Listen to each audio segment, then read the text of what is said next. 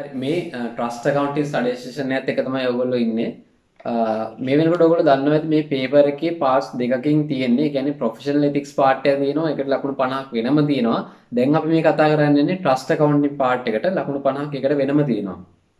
Final year subjects ඔක්කොම ගත්තාම trust accounting subject part එක තමයි මේවැයි තියෙන ලේසිම පාර්ට් එක. නම් එහෙම කියන්නේ අනිත් හැම සබ්ජෙක්ට් එකක්ම එක්සෑම් එකට යන වෙලාව වෙනකොට අපිට සම්පූර්ණයෙන් කවර් කරලා ලකුණු 100ම ලෑස්තිලා යන්න අමාරුයි. හැබැයි ට්‍රස්ට් accounting වලදී අපිට සම්පූර්ණයෙන්ම ලෑස්තිලා හැම ගානටම ලෑස්තිලා හැම ගානෙම නොදන්න දෙයක් තියාගෙන අපි යවෙන්නේ නැහැ එක්සෑම් එකට. එකම ප්‍රශ්නේ තියෙන්නේ එක්සෑම් එක වෙලාවෙදී අපිට මේ දෙන ගණන් ඒ වෙලාවත් එක්ක සමහරවිට හදාගන්න අමාරු වෙනවා. ඉතින් ඒකට තියෙන විසඳුම තමයි එක්සෑම් එකට යන්න කලින් මේක හොඳට ප්‍රැක්ටිස් කරන එක. හොඳටම ප්‍රැක්ටිස් කරොත් මේ ලකුණු 50 නිකම්ම ලබා ගන්න පුළුවන් එකක්. ඒ වගේම මේ ලෝ කොලෙජ් එකේ තියෙන accounting module එක මට දැනෙන විදිහට මේකේ තියෙන්නේ අපේ සාමාන්‍ය O level ඒ කියන්නේ සාමාන්‍ය පෙළට උගන්වන ගිණුම් කරන සිද්ධාන්ත. මේ principles O level ළමෙක් දැන් මේ අවුරුද්දේ O level කරන ළමෙක්ට මේවා කරන්න පුළුවන් ඉගෙන ගන්න පුළුවන් නම් ඊට අවුරුදු ගාණක් ඉස්සරහින් ඉන්න ලෝ කොලෙජ් ස්ටුඩන්ට් කෙනෙක්ට මේක බැරි වෙන්න විදිහක් නැහැ. ඒකින්ද මේක අමාරු දෙයක් නෙමෙයි. අමාරුයි කියලා හිතන්න එපා. මේක ලේසි. ඉතින් මේකේ ලකුණු 50ම ගත්තොත් එහෙම ඔයාලා දන්නවා ඒක ඇවරේජ් එකට මොන වගේ ඉම්පැක්ට් එකක්ද තියෙන්නේ කියලා. මේ ස්ටඩි සෙෂන් එක බේස් කරගන්නේ 2019 ලෝ කොලෙජ් එකේ ට්‍රස්ට් accounting lecture series එක බේස් කරගෙන ඒක කරේ මිස්ටර් සුගත් නන්දසිරි කියලා ලෙක්චරර් කෙනෙක්. සාමාන්‍ය accounts හදන්න විදි එක එක විදි තියෙන්න පුළුවන්. එහෙම විදි හම්බෙයි එක්සෑම් එක ලඟ වෙනකොට. හැබැයි මේ ලෙක්චරර්ගේ වචන වලින්ම කියනවා නම් ලෙක්චර්ස් කරන්නේ ඒ සර් හින්දා පේපර් එක හදන්නේ ඒ සර්. එතකොට මාර්කින් ස්කීම් එක හදන්නෙත් ඒ සර්. හින්දා ස්ටුඩන්ට් කෙනෙක්ට වඩාත් සුදුසු වෙන්නේ එකම ස්ටයිල් එක ෆලෝ කරලා අර කියන මාර්කින් ස්කීම් එකට ඉක්මනට ෆැමිලියරයිස් වෙන්න පුළුවන් නම් ඒක තමයි වඩාත් සුදුසුම විදිය. හැබැයි මේ ගණන් හදන්න වෙන විදිහ තියෙන්න පුළුවන්. ඊළඟට මේ ලෙක්චර් සීරීස් එකේ ඒ සර් ගන්නපු දේවල් වලට අමතරව ඒකෙන් මම ඉගෙන ගත්ත දේවල් සහ මම ප්‍රැක්ටිස් කරනකොට සමහර දේවල් මතක තියාගන්න ලේසි කියලා හිතුන විදිහ මම තේරුම් ගන්නකොට තේරුම් ගන්න ලේසි කියලා හිතුන විදිහ මම මේ ස්ටඩි සෙෂන් එකේදී කතා කරනවා. මුලින්ම දැන් පේපර් එකේ තියෙනවා 15 ලකුණු 15 හම්බෙන ගණන් දෙකක් තියෙනවා. ඒ ගණන් දෙකම කම්පල්සරි. එකක් ට්‍රස්ට් accounting ගණන අනිත් එක තමයි solicitor accounts ගාන. මේ ගණන් දෙකම අනිවාර්යෙන් කරන්න ඕන ගණන් දෙකක්. එතකොට ඊට ඒ ඇරුණාම තව ගණන් කීපයක් දෙනවා. එතනින් ගණන් දෙකක් තෝරගන්න ඕනේ. ඒ ගණන් එකකට ලකුණු 10 ගානේ. එතකොට ලකුණු 50 හැදෙන්නේ එහෙමයි. ඉතින් අපි මුලින්ම ලකුණු 15ක් හම්බෙන ට්‍රස්ට් accounting ගාන තමයි කරන්න බලාපොරොත්තු වෙන්නේ. මේ ගාන කරනකොට මම ඉගෙන ගත්ත ටිකක් මතක තියාගන්න principles මතක තියාගන්න ලේසි කියලා හිතන ටිකක් මම tips ටිකක් දෙනවා. ප්‍රැක්ටිස් කරලා හොඳට පුරුදු වෙන්න. එකම ගාන මේ අපි හදන එක මේ විදිහට එක ගානක් හොඳට ස්ටෙප්ස් එක හදලා තමන් තියාගන්න.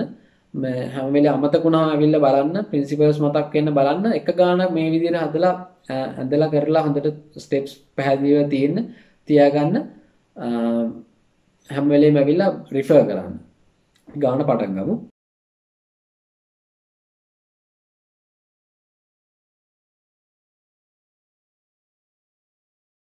ට්‍රස්ට් accounting ගාන හදන්න කලින් මූලික වශයෙන් දැනගෙන ඉන්න ඕන දේවල් ටිකක් කියලා මම මේ ගාන හදන්න පටන් ගන්නම්. මිනිසෙක් මැරුණාම ඒ මිනිසයාගේ බූදලය, ඒ කියන්නේ වත්කම් සහ බැරකම් වල ගිණුම් කරණයක් තමයි ට්‍රස්ට් accounting වලදී අපි කරන්නේ. දැන් මේ විදිහට පුද්ගලයෙක් මැරුණාට පස්සේ ඒ පුද්ගලයාගේ කියන්නේ දීපල බෙනිෆිෂියරිස්ලාට කියන්නේ ඊළඟ අයිතිකාරයන්ට යන්න කලින් తాවකාලිකව ඇඩ්මිනිස්ට්‍රේටර් කෙනෙක්ට බලය ලැබෙනවා මේ දීපල වල. ඉතින් ඒ ඇඩ්මිනිස්ට්‍රේටර් අර ඊළඟ අයිතිකාරයන්ට අයිතිය පාස් කරන කලින් කරන ගිණුම් කරණයක් තමයි ට්‍රස්ට් accounting වලදී අපි කරන්නේ. ඉතින් ඒ හින්දා මේකෙදි පළවෙනි ස්ටෙප් එක විදිහට පළවෙනි ස්ටෙප් එක වගේම වැදගත්ම ස්ටෙප් එක තමයි මේකෙදි මේ ගාන හදන්න අවශ්‍ය වෙන dates මේ සහ ටයිම් පීරියඩ්ස් නිවැරදිව අඳුර ගන්න එක. ඒ කියන්නේ දැන් මේකෙදි මේ ගානේදී PM සිරිවර්ධන කියන පුද්ගලයාගේ දේපල ගැන තමයි අපි මේ accounts ටික හදන්නේ, ඇඩ්මිනිස්ට්‍රේටර් හදන්නේ. ඉතින් ඒතකොට මේ පුද්ගලයා මැරිච්ච දවස ඉතාමත් වැදගත්. ඒ PM සිරිවර්ධන කියන කෙනා මැරෙන්නේ මාර්තු 1 වෙනිදා 2019 මාර්තු 1 වෙනිදා. එතකොට මේ ගණන් ඇඩ්මිනිස්ට්‍රේටර් මේ accounts හදන්නේ ජූනි මාසේ 30 වෙනිදා කියන දවසට. එතකොට අපි හදන accounts ටික හැදෙන්න ඕනේ ඔය කාල පරිච්ඡේද අතරතුර සහ ඔය කියන දිනයන් දෙකට අදාළව.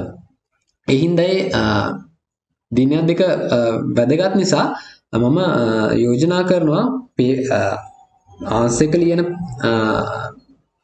තැනම උඩින් පොඩි ටයිම් ලයින් එකක් ඇඳ ගන්න. ඒ ටයිම් ලයින් එකේ මේ දවස් දෙක පැහැදිලිව දාගන්න. date of death කියන එකයි accounts කවදාද හැදෙන්න ඕන කියන එකයි. මොකද මේ දවස් දෙක අතර කාල පරිච්ඡේදය ගණනය කරලා මේ ඊළඟට තියෙන ගනුදෙනු හරිම විදිහටම මාස ගාන කැල්කියුලේට් කරලා නිවැරදිව ගණනය කරන්න ඕන. මේ දවස් දෙක හිම වෙලා මොකක් හරි ගැටලුවක් වුණොත් සම්පූර්ණ ගානටම හම්බෙන ලකුණු අපිට නැතුව යනවා. මේ ගාන ඇත්තට අමාරු ගානක් නෙමෙයි, ලේසි ගානක්. එකම ස්ටෙප්ස් ටික නිතර කරන්න තමයි තියෙන්නේ. ඒ හින්දා වැදගත්ම දේ මෙතනදී මේ නිවැරදිව මේ කාල පරිච්ඡේදයන් ගණනය කරලා නිවැරදිව දවස් අඳුරගෙන ඒ කාල පරිච්ඡේදයන් ගණනය කරන එක. මේ date සහ time periods මේ මුළු ගාන පුරාවටම සෑහෙන වැදගත් නිසාම තමන් answers ලියන booklet එකේ හරි additional paper එකක් අරගෙන හරි මෙන්න මේ විදිහට පොඩි timeline එකක් ඉක්මනට ඇඳගත්තා නම් වඩාත් සුදුසුයි.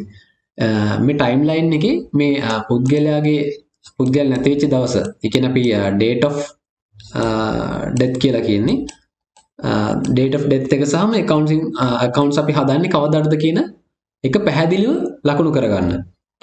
ඊට පස්සේ මේ අතරතුර කාල පරිච්ඡේදය කීයද කියලා ඉවරලා ගණන් කරගන්න ඕනේ. මේ ගානේදී නම් ඒක මාස 4ක්. මේ කියන එක මේ දවස් සහ මේ කාල පරිච්ඡේදය මුළු ගාන පුරාවටම ගනුදෙනුවක් කියවුවාම ඔළුවේ තියෙන්න ඕනේ මේ ගනුදෙනුවෙන් කොච්චර ප්‍රමාණයක් එක එක කාල පරිච්ඡේදයන් වලට අයත් වෙනවද කියලා. හරි, මම මේ ගානෙම තියෙන පළවෙනි ඇඩ්ජස්ට්මන්ට් එක අරගෙන පැහැදිලි කිරීමක් කරන්නම් ඒ ටයිම්ලයින් එකේ වෙනස මොකක්ද කියලා. මේ පළවෙනි ඇඩ්ජස්ට්මන්ට් එකේ ට්‍රාන්සැක්ෂන් 3ක් මේක ඇතුලේ වෙනම තියෙනවා. පළවෙනි එක තමයි මේ අපි ගන්න මේ ගත්ත රෙසිඩෙන්ෂල් හවුස් එක කොහොමද account කරන්න කියන එක. ඊළඟට ඒ රෙසිඩෙන්ෂල් හවුස් එකට සම්බන්ධයෙන් තියෙන තව එක්ස්පෙන්සස් වගේ කියන්නේ ඉලෙක්ට්‍රිසිටි සහ ටෙලිෆෝන් බිල්ස් මේ පුද්ගලයා මරණ වෙලාව වෙනකොට ඇරියස් තිබිලා තියෙනවා. එතකොට ඒ ඇරියස් එක අපි account කරන්න විදිය වෙනස්. ඊට වඩා හාත්පසින් වෙනස් මේ පුද්ගලයා මරණට පස්සේ ඒ දීපලෙම සම්බන්ධයෙන් යන වියදම් වලට අපි account කරන විදිය. ඒ වියදම් වෙනම දීලා තියෙනවා. ඒ කියන්නේ මාර්තු 1 වෙනිදා ඉඳලා ජූනි 30 වෙනකම් ඒ දීපල සම්බන්ධයෙන් ගියපු වියදම් අපිට වෙනම දීලා තියෙනවා. එතකොට ඉලෙක්ට්‍රිසිටි සහ ටෙලිෆෝන් කියන එක සම්බන්ධයෙන් ඒ වියදමම කොටස් දෙකකට ආපහුත් කැඩෙනවා. එතකොට අපි ඒකට මොන විදිහටද approach කරන්න කියන එක තීරණය වෙන්නේ ඒ වියදම් අපි මේ ඇඳගත්ත ටයිම්ලයින් එකේ මොන පැත්තේද තියෙන්නේ කියන එක මත.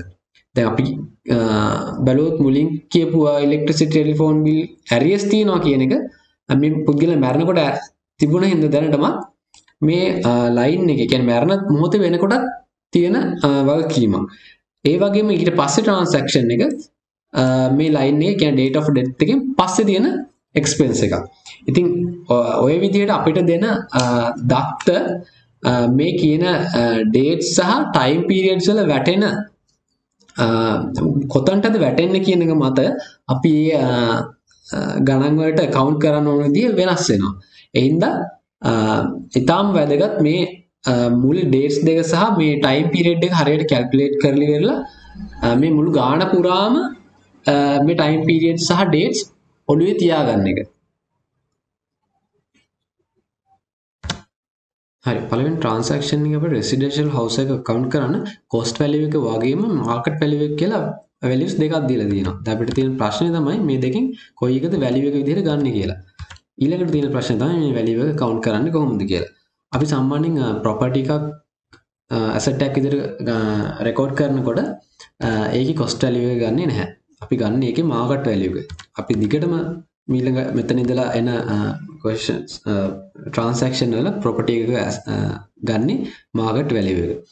එතකොට මේක account කරන්නේ කොහොමද කියලා බලනොත් මේ වගේ asset value එක අපි capital account එකට සහ balance sheet එකට තමයි entries දෙක යන්නේ. capital account එකේ assets අපි record කරන්නේ credit side එකේ. ඒ හින්දා එක entry එක credit side එකේ අනිත් එක balance sheet එකේ non current assets යටතේ අපි record කරනවා. පළවෙනි transaction එක අපි record කරන්න හදන්නේ. ඊට කලින් දැන් අපි formats ටික ගහගත්තට පස්සේ formats ටික ගහ ගන්නකොටම උනත් කමක් නැහැ. මේ වගේ පොඩියට උඩින් මේ account එකේ මොන පැත්තට මොන transaction එකද යන්නේ සාමාන්‍යයෙන් කියන එක පොඩියට මේ කටුවට ලියාගත්තට කමක් නැහැ. ඒ කියන්නේ capital account එක credit පැත්තට යන්නේ සාමාන්‍යයෙන් assets transaction ඒ වගේම debit side එකට යන්නේ liability තියෙන transaction මේ තව income එකක් ලැබෙන්න තියෙන එකක් උත් අපි asset විදිහට හිතලා credit side එකට දානවා. ඒ වගේම expenses ගෙවන්න තියෙන arrears තියෙන මොනවා හරි තිබුණා නම් මේ ඒක capital account එකේදී liability එකක් විදිහට අරගෙන debit කරනවා. එතකොට මේ විදිහට ලියන්න අවශ්‍ය නැහැ. මේ පොඩ්ඩක් අඩු ගානේ ඒ අකුර දාලා කියන්නේ මේ assets යන්නේ කියලා. එතකොට පස්සේ වුණා transaction දානකොට වැරදිලා මේක debit side එකට යන්නේ නැහැ නිකන්වත් මෙතන දාලා වුණා අන්තිමට ගාණ හදලා ඉවරනකොට ඕන්න මකලා අයින් කරන්න හරි පුළුවන් වෙන්න පොඩි assets වලට පොඩි ලකුණුකුයි liabilities වල දාගන්න. ඒ වගේම අනිත් accounts වලට තමන්ට මතක තියාගන්න විදිහක් මොකක් හරි තියෙනවනේ ඒක දැම්මට කමක් නැහැ. දැන් මේ revenue account එකේ මම income expenses කියන එක කටුවට මේ දෙපැත්තෙන් දාලා තියෙනවා. ඒ වගේම cash book එකේ payments එන්නේ මොන පැත්තටද receipts එන්නේ මොන පැත්තටද කියලා වෙනම දාලා තියෙනවා. පැටලෙනවා නම් එහෙම දාගන්න. පැටලෙන්නේ නැද්ද පොඩි තප්පරයක් දෙකක් වගේ නේ යන්නේ. පොඩි අකුරක් දාලා පොඩි මාක් එකක් දාගන්න. හරි පළවෙනි transaction එක අපි කතා වුණා වගේ residential house එක asset එකක් හින්දා අපි capital account එකේ credit side එකට තමයි දාන්නේ. එතකොට මේක double entry අනිත් විදිහටම balance sheet එකේ asset එකක් විදිහට residential house එක non current asset එකක්. ඒ හින්දා මේක යන්නේ balance sheet එකේ non current assets වලට මේ විදිහට non current asset එකක් විදිහට අපි record කරනවා. හරි අපි දෙවෙනි transaction එක බලමු. දෙවෙනි transaction එකත් අපිට විසඳගන්න තියෙන්නේ කලින් වගේම මේකේ value එක මොකක්ද කියන එක වගේම account එක කරන්නේ කොහොමද කියන ප්‍රශ්න දෙක තමයි. මේකෙදි හැබැයි කෙලින්ම අපිට 13500 සහ 10400 කියන amounts දෙක electricity සහ telephone වලට මේ මාසෙදී arrears කියලා කෙලින්ම අගයන් දෙක දීලා තියෙනවා. ඒතකොට අපිට values දෙක තුන දීලා confuse කරලා නැහැ. ඒ නිසා මේකෙදි value එක පිළිබඳ ප්‍රශ්නයක් නැහැ. account කරන්නේ කොහොමද කියන එක විතරයි අපිට දැනගන්න තියෙන්නේ, ඉගෙන ගන්න තියෙන්නේ. එතකොට මේකෙදි අපි ඉස්සෙල්ලාම timeline එකක් ඇඳලා මේ timeline එකේ කොතනදද මේ expense එක උනේ කියලා අපි මුලින්ම තේරුම් ගන්න ඕනේ. එතකොට මේකෙදි කියනවා මේ month of February තමයි මේ expenses ටික වෙලා තියෙන්නේ. ඒ හින්දා අපි timeline එකේ February මෙහෙම දාගෙන මේ date of death කියන ඒ කියන්නේ ඒ දවස වෙනකොට ඒ පුද්ගලයා මැරෙනකොට ගෙවිය යුතුව තිබුණු මුදල දැන් වගකීමක් විදිහට ඉතුරු වෙලා දෙනවා මේ මරණ වෙලාව වෙනකොට. එතකොට ඒ දවසේදී තියෙන වගකීම් තිබුණු වගකීම් අපි රෙකෝඩ් කරන්නේ capital account එකේ. අපි කලින් ඒ දවසේ වෙනකොට තිබුණ asset amounts රෙකෝඩ් කරා capital account එකේ credit side එකේ. දැන් මේක liability එකක් නිසා අපි පළවෙනි entry එක capital account එකේ debit side එකට තමයි රෙකෝඩ් කරන්නේ. එතකොට දෙවෙනි entry එක මොකක්ද කියලා අපි හොයාගන්නේ මෙහෙමයි. ආයෙ data වලට ගියොත් එහෙම මේකෙදි කියනවා මේ තියෙන expenses මේ bills were paid in the month of March 2019. එතකොට මේක තවදුරටත් මේ ජූනි 30 අපි කියන්නේ accounts හදන දවස් දක්වා වෙනකන් ඉදිරියට ඇවිල්ලා නැහැ. මේක මාර්තු 1 වෙනිදාන් පස්සේ එක්තරා මොහොතක ඒ කියන්නේ මාර්තු මාසෙදී මේක ගෙවලා තියෙනවා. ඒතර ජූනි 30 වෙනකන් ඇවිල්ලා නැහැ. ඒ හින්දා මේක ජූනි 30 වෙනිදා එනකොට වගකීමක් විදිහට පේන්න විදිහක් නැහැ.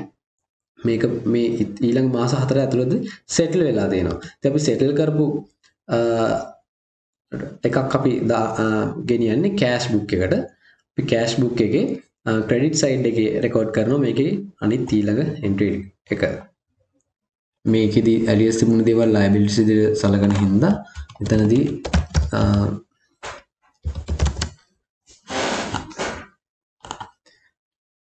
13500 liability එක debit කරනවා. ඊළඟට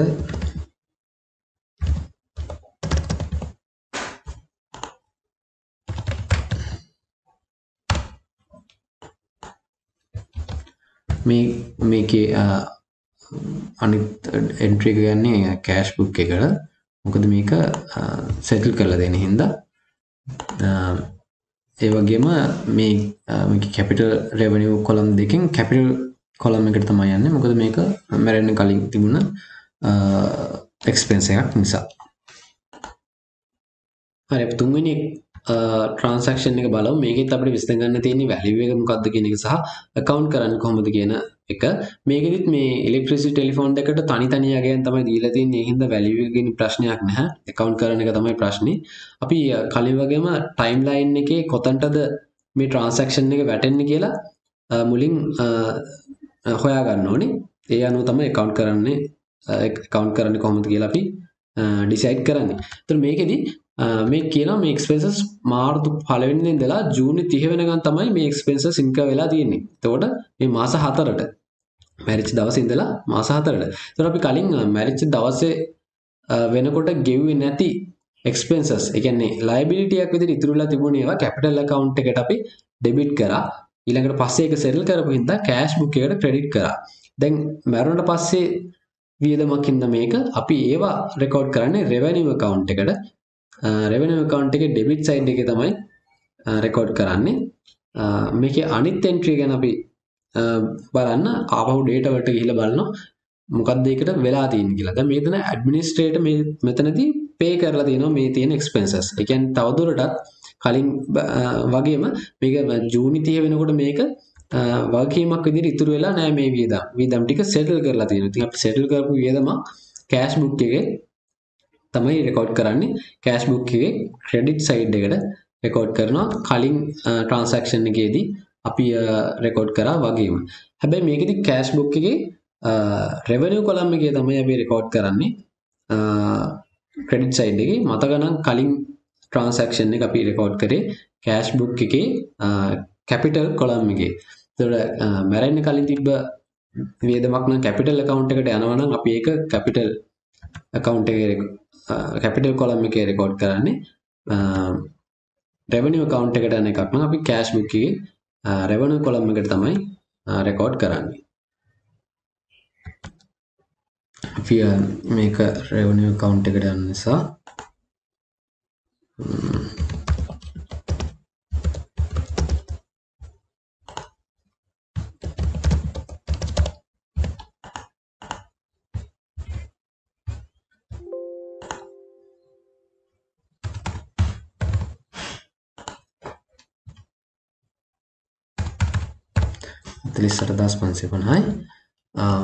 මේක අනිත් එන්ට්‍රි එක යන්නේ මේක සෙටල් කරලා තිබුණේ හින්දා මේක යන්නේ ස්ටේට් කෑෂ් බුක් එකටමයි. හැබැයි යන්නේ රෙවෙනියු කොලම් එකට. ඒ හින්දා ආපහු මේක එන්ට්‍රියක් ලියන්න අවශ්‍ය නැහැ. මේ තියෙන රෙවෙනියු කොලම් එකේ මේ විදිහට එතනින්ම රෙකෝඩ් කරන්න පුළුවන්. එතකොට මේ එකම එක්ස්පෙන්ස් එක තමයි කැපිටල් කොලම් එකේ රෙවෙනියු කොලම් එකේ වෙනම ලිය වෙන්නේ. ඒ කියන්නේ මැරෙන්න කලින් තිබුණ වියදම වෙනමයි මරුණාට පස්සේ ඒ වියදම යන හැටි වෙන වෙනම ලියවෙනවා. හරි අපි ඊළඟ බලමු. මේකෙත් මතකයි වැලියු එකයි account එකයි තමයි හොයාගන්න තියෙන්නේ. කලින් adjustment එක මතක ඇති කියලා හිතනවා. එතකොට market value එක 30යි කියලා දීලා තියෙනවා. අපි market value එක තමයි value එක විදියට ගන්නෙ. market value එක 30යි. ඊට account කරන්නේ අපි කලින් එක මතක ඇති. මේක asset tag විදිහට තමයි treat කරන්නේ business premises. එතකොට assets අපි record කරේ capital account එකට. capital account එකේ credit side එකේ. එතකොට මේකේ අනිත් entry එක යන්නේ balance sheet එකට. balance sheet එකේ non current assets වලට තමයි මේක අපි record කරන්නේ. ඊළඟ adjustment එකත් පළවෙනි adjustment එකේ පළවෙනි transaction එක වගේම තමයි යන්නේ. මේ asset එක තියෙන්නේ.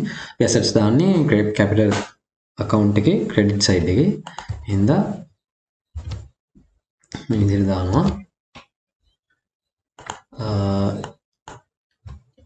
ඒ වගේම මේ asset එක කලින් විදිහටම balance sheet එකේ non current assets වලට තමයි record වෙන්නේ. හරි අපි ඊළඟ transaction එක බලමු. මේ transaction එකෙත් value එක ගැන ප්‍රශ්නයක් නැහැ. account කරන විදිහ තමයි අපිට හොයාගන්න තියෙන්නේ. එතකොට මේ transaction එක පොඩ්ඩක් explain කරොත් එහෙම අපේ business premises අපි tenant දෙන වෙලාවේදී ඒ tenant deposit එකක් තියලා දෙනවා refundable deposit එකක් මිලියන 4ක. එතකොට ඒ ඩිපොසිට් එක ඇග්‍රීමන්ට් එක ඉවර වෙන දවස වෙනකොට ආපහු ටෙනන්ට් ගෙවන්න ඕන. මේක ටයිම්ලයින් එක අපි බලනවා නම් දැන් මේ වගේ තැනකදී ඇග්‍රීමන්ට් එකක් හැදෙනවා. ඒ ඇග්‍රීමන්ට් එක අපි ගන්න ඩිපොසිට් එක ලයබිලිටි එකක් වෙනවා. අපි දන්නවා දැන් ඒ පුද්ගලයා මරණ වෙලාවේදී මරණ මොහොතේදී තියෙන ලයබිලිටිස් අපි කැපිටල් account එකේ තමයි රෙකෝඩ් කරන්නේ. එතකොට එක transaction එකක් capital account එකට තමයි යන්නේ. එතකොට දෙවෙනි transaction එක ගැන තමයි අපිට ප්‍රශ්නේ තියෙන්නේ. දෙවෙනි transaction එක බලන්න මේකේ දීලා තියෙන details වල වෙන වැඩි විස්තරයක් දීලා නැහැ.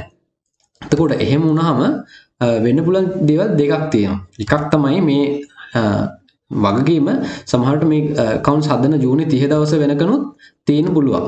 ඒ කියන්නේ මේ මාර්තු පළවෙනි ඉඳලා මේ මාස 4 තුල පුරාවටමත් මේක ඇවිල්ලා දිගටම තිබිලා තියෙන්න පුළුවන්. එහෙම නැත්තම් මේක මේ මාස 4 ඇතුළතදී සෙටල් වෙලා තියෙන්නත් පුළුවන්.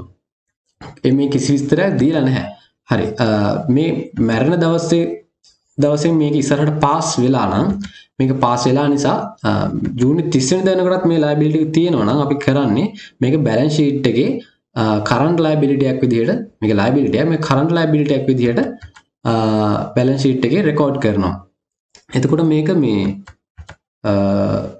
බැරි වෙලාවත් settle කරලා තියෙනවා නම් මේ කිසිම විස්තරයක් දීලා නැහැ. නමුත් settle කරලා තියෙනවා නම් අපි දන්නවා settle කරනවා නම් මේක cash book එකට යන්න ඕනේ. එතකොට balance sheet එකට එන්නේ නැහැ.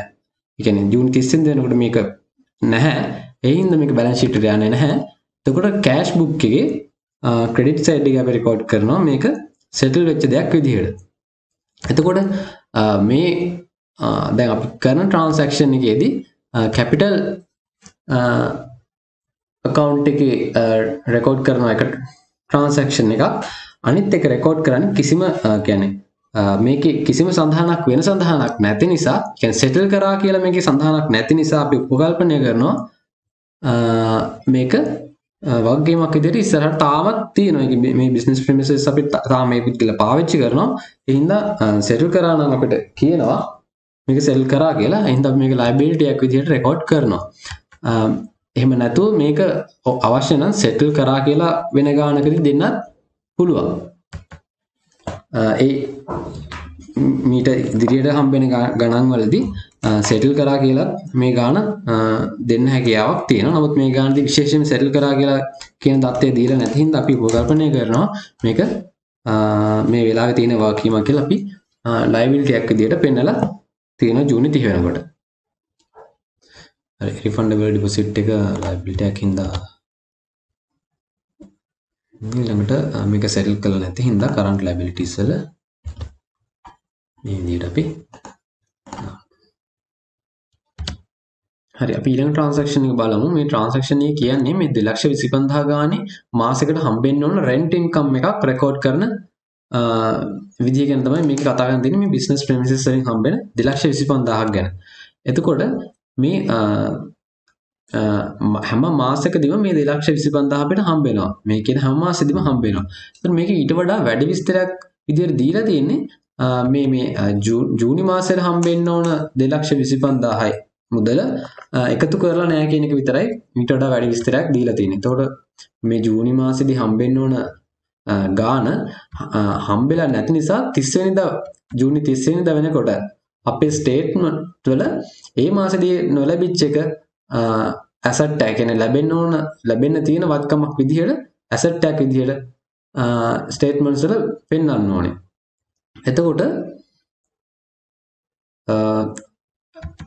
ඒ ජූනි මාසෙදී එක නොලැබුණා කියලා කියන්නේ මේ ජූනි වලට කලින් තිබුණ දේවල් ලැබිලා තියෙනවා. අපිට ඒක තමයි උපකල්පනය කරන්න පුළුවන් දේ. ඒ කියන්නේ අනිත් මාසවලත් නොලැබුණා නම් ඒක නොලැබුණා කියලා සටහන් කරන්න ඕනනේ ඒත් සමගම. නමුත් ඒක එතන කියලා නැති හින්දා අපි උපකල්පනය කරන්නේ ජූනි මාසයේ නොලැබුණා කියන්නේ අනිත් මාසවල ලැබුණා කියන එක. ඒතර මේක ඉන්කම් එකක් නිසා අපි ඉන්කම් එක සටහන් කරන්නේ ඇසට් ටැග් විදිහට. නමුත් මරණ මරණ දවස වෙනකොට මේක ඇසට් ටැග් විදිහට ඒ කියන්නේ ඉතුරු වෙලා නැහැ. ඒ කියන්නේ ඒ වෙනකන් ඒ මැරිච්ච පුද්ගලයා මේ ආදායම ලබාගෙන තියෙනවා. ඒතර මේක මාර්තු පළවෙනිදාට වෙනකොට ඇසට් ටැග් විදිහට රෙකෝඩ් කරන්න අවශ්‍යතාවයක් නැහැ. හැබැයි ඊට පස්සේ මාස 4ේදී මේක ලැබිච්ච විදිහ අපිට රෙකෝඩ් කරන්න ඕනේ. මේක අපි රෙකෝඩ් කරන්නේ රෙවෙනියු account එකේ. මරණයට පස්සේ තියෙන ලැබෙන දේවල් ආදායම් වියදම් අපි ඒ බූදලි සම්බන්ධයෙන් කරන ආදායම් වියදම් අපි රෙකෝඩ් කරන්නේ රෙවෙනියු account එක නිසා අපි ඒක රෙවෙනියු account එකට රෙවෙනියු account එකේ රෙකෝඩ් කරන්න ඕනේ.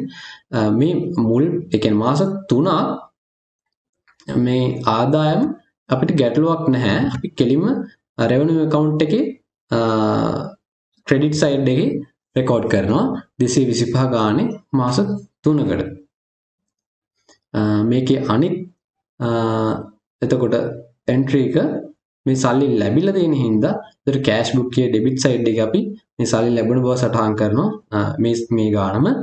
එතකොට අපිට ගැටලුව තියෙන්නේ මේ නොලැබුණ අනිත් ඉතුරු මාසෙ කොහොමද account කරන්න කියලා. මේ නොලැබුණ මාසෙත් මේ ඊළඟ මාස 4 ඒ කියන්නේ මරණයට පස්සේ මේක ආදායම් සහ වියදම් වලටම අයිති නිසා රෙවෙනියු account එකේ ලියවෙන්න ඕන එන්ට්‍රි එක ඒ විදිහටම ලියවෙනවා.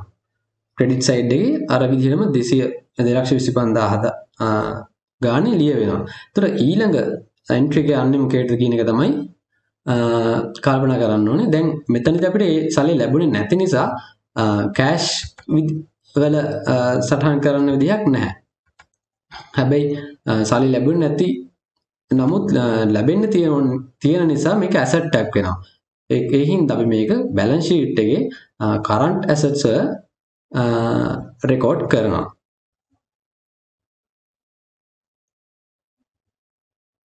දෙසිසි පාක් විදිහට අපි රෙකෝඩ් කරනවා. මේකේ තව දෙයක් තියෙනවා. දැන් මේකෙදි රෙවෙනියු account එක අපි ඇඳගෙන රෙවෙනියු account එක මේ 225 කියන්නේ ක්‍රෙඩිට්ස් මේ ට්‍රාන්සැක්ෂන් දෙකේම මේ මාස 3 එක සහ තනි දෙවෙනි ට්‍රාන්සැක්ෂන් දෙවෙනි කොටසේ දෙකම ක්‍රෙඩිට් සයිඩ් එකට යන නිසා රෙවෙනියු account එකේ සටහන් කරනකොට ක්‍රෙඩිට් සයිඩ් එකේ 225 ඒ කියන්නේ මාස 4 මේවා එකට සටහන් කරනවා. එතකොට මේකෙදී මුල් මාස 3 ඒ කියන්නේ මේ මැද තියෙන ටයිම් පීරියඩ් එකකින් මුල් මාස 3 සල්ලි ලැබිලා තියෙන හින්දා ඒක කෑෂ් බුක් එකේ ඩෙබිට් සයිඩ් එකේ සටහන් කරනවා. හැබැයි රෙවෙනියු කොලම් එකේ සටහන් කරනවා. එතකොට ඉතුරු මාසේ අපි කරන්ට් ඇසට් එක විදිහට ඉස්සරහට ගෙනියනවා. රෙන්ට් ඉන්කම් එක රෙවෙනියු account එකට වාරික 4 වෙනවා. වාරික 4ම ඊළඟට කෑෂ් බුක් එකේ අපි පළවෙනි ලයින් එක කියන්නේ එක ලයින් එකක් අතහැරලා දෙවෙනි ලයින් එකෙන් තමයි මේක රෙකෝඩ් කරන්නේ. මම හේතුව කියන්න හතරවෙනි ඇඩ්ජස්ට්මන්ට් එකේදී බිස්නස් රෙන්ට් ඉන්කම් එක මෙතන රෙවෙනියු කොලම් එකේ තමයි එන්නේ. එක වාරිකයක් සමාන වාරික 3ක් ලැබිලා තියෙනවා. එහෙනම් අපි වාරික 3ක් මෙතන රෙකෝඩ් කරනවා. එතකොට ලැබුණේ නැති වාරිකය අපි කරන්ට් ඇසට් එකක් විදිහට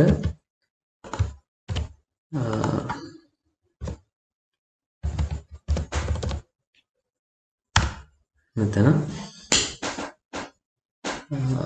සටහන් කරනවා. හරි. ඊළඟ transaction එක බැලුවොත් එහෙම මේකේ මේ ordinary 10000 ordinary shares මේ රෙකෝඩ් කරන්න තමයි අපිට තියෙන්නේ. මේකෙදි මේ වල වෙන values දෙකක් දීලා තියෙනවා. එකක් market value 2.5 million කියලා කෙලින්ම දීලා තියෙනවා. තව එකක් 1 million කියලා දීලා තියෙනවා. හැබැයි he had purchased 10000 ordinary shares for 1 million. ඒ කියන්නේ මේක මේ 1 million එක මේතනදී cost value එක. ඒ වගේ market value එක directly දීලා තියෙනවා. දැන් අපිට තෝරගන්න ඕනේ මෙතනින් මොකක්ද අපි value එක විදිහට මේකේ record කරන amount එක කියලා. මේ ordinary shares අපි සලකන්නේ asset එකක් විදිහට. එතකොට අපි දන්නවා මේ prime line එකේ මේ වගේ තැනකදී දැන් අපි මේ 1 million දීලා මේ shares ගත්තා. එතකොට මේ පුද්ගලයා මැරෙන දවස වෙනකොට මේ ගත්ත ගාන නෙමෙයි බූදලේ කියන්නේ මේක ඇත්තටම දැන් කොච්චර වටිනවද කියන එක. ඊගෙන ඇත්තටම බැලුවොත් මේකේ market value එක. market value එක තමයි එතකොට මේකේ value එක විදිහට අපි ගන්න ඕනේ. එතකොට මේ market value එක record කරන්නේ capital account එකේ credit side එකේ කලින් assets වගේම capital account credit side එකට එක entry එකක් යනවා. එතකොට දෙවෙනි entry එක කලින් වගේම මේ shares ජූනි 30 වෙනකනුත් තියෙන නිසා balance sheet එකේදී අපි පෙන්නන්න ඕනේ මේක asset එකක් විදිහට මොන asset එකක්ද මේක non current asset එකක් හින්දා non current assets යටතේ මේක record කරනවා. හරි ඊළඟට asset එකක් නිසා මෙතන shares capital account එක credit කරලා non current assets වල record කරනවා. හරි. දෙවෙනි transaction එක විදිහට තියෙන්නේ මේ පුද්ගලයා මේ තියා හිටපු shares වලට යම්කිසි ලාභාංශයක් කියන්නේ dividend එකක් ලැබිලා තිනවා ජූනි මාසෙදී. ඒකට මේකේ value එක ගැන ප්‍රශ්නයක් නැහැ. එතන account කරන්නේ කොහොමද කියන එක තමයි අපි බලන්න ඕනේ. මේකෙදි මේ පුද්ගලයා මරණ වෙලාවේදී තිබුණ shares වලට ලැබෙන්න ඕන අයිතිවාසිකමක් විදිහට තමයි මේ ජූනි මාසෙදී 2,50,000ක ඩිවිඩන්ඩ් එකක් හම්බෙන්නේ. එතකොට මේක මරණයට පස්සේ ඉන්කම් එකක් විදිහට ලැබෙන හින්දා මේ 2,50,000 මුදල revenue account එකට තමයි යන්නේ. revenue account එකේ credit side එකට 2,50,000ක් යනවා. එතකොට මේ ගාන මේ අදාළ ආයතනය විසින් මේ වෙනකොටත් ගෙවලා තියෙනවා. කියන්නේ මේ මොහොත වෙනකොට මේක මේ asset එකක්. එහෙම නැත්නම් තව වත්කමක් විදියට ඉස්සරහට යන්නේ නැහැ. මොකද මේ වෙනකොට ඒ දැනටමත් ඒ ගාන ලැබිලා තියෙනවා. ඒකින්ද මේකේ අනිත් entry එක යන්නේ cash book එකේ debit side එකට. හරි dividends revenue account එකේ credit side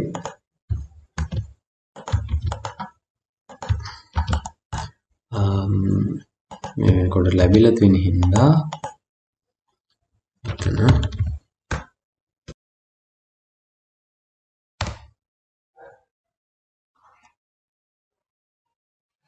හතරවෙනි ඇඩ්ජස්ට්මන්ට් එක බලමු. මේ ඇඩ්ජස්ට්මන්ට් එකෙත් ට්‍රාන්සැක්ෂන් කීපයක් තියෙනවා. මේ මේක කියලා තියෙනවා following assets were appeared as at the date of death කියලා. ඒ කියන්නේ කෙලින්ම කියලා දෙනවා මේ assets මේ පුද්ගලයා මරණ වෙලාවේදී තිබුණා මෙන්න මේ assets කියලා. දැන් මේ list එක ගත්තාම ඉස්සෙල්ලම කරන්න ඕන දේ තමයි මේ cash balance කියලා තියෙන දීලා තියෙන අපි ඒ figure එක අපි අපේ cash book එකේ columns දෙකක් තියෙනවා capital column එකයි revenue column එකයි කියලා අපේ cash book එකේ මේ opening balance එක විදිහට එන්නේ මෙන්න මේ balance එක. එතකොට සාමාන්‍යයෙන් මේක ගාන හදන්න ගත්ත ගමන්ම ඉස්සෙල්ලම කරන්න ඕන දේවල් වලින් එකක් තමයි මේ ලිස්ට් එකේ මෙහෙම ඕපනින් බැලන්ස් එකක් දීලා තියෙනවද කියලා බලලා ඒ දීලා තියෙන amount එක ඉක්මනට cash book එකේ ඕපනින් බැලන්ස් එක විදිහට දාගන්න එක. මොකද අපි ඊළඟට කියන්නේ cash book එකේ අපි මේ වෙනකොටත් cash book එකේ cash book එකට එන රෙකෝඩ් වෙන transactions අපි කරලා තියෙන්නේ. ඒකින්ද දැන් අපි කලින් කිව්වා වගේ අපි මුලින් කරනකොට මෙතන line එකක් කියන්නේ space තියලා තමයි ඊළඟ transaction එකක් record කරේ. මේ එහෙම අවශ්‍ය වෙන්නේ නැහැ මේක ගාන මුලින් කියවනකොට ඉක්මනට මේ cash balance එක මේ මුලින් කීයක් තිබුණාද කියලා හොයලා පළවෙනි line එකම ඒක දාගන්න. ඊට පස්සේ අපි ගාන ඒ කියන්නේ පළවෙනි ඇඩ්ජස්ට්මන්ට් එකේ ඉඳලා එනකොට අපිට මේ cash balance amount එක අපි ඒ වෙනකොටත් cash book එකේ record කරලා තියෙන්නේ. ඒතර මේ cash balance එක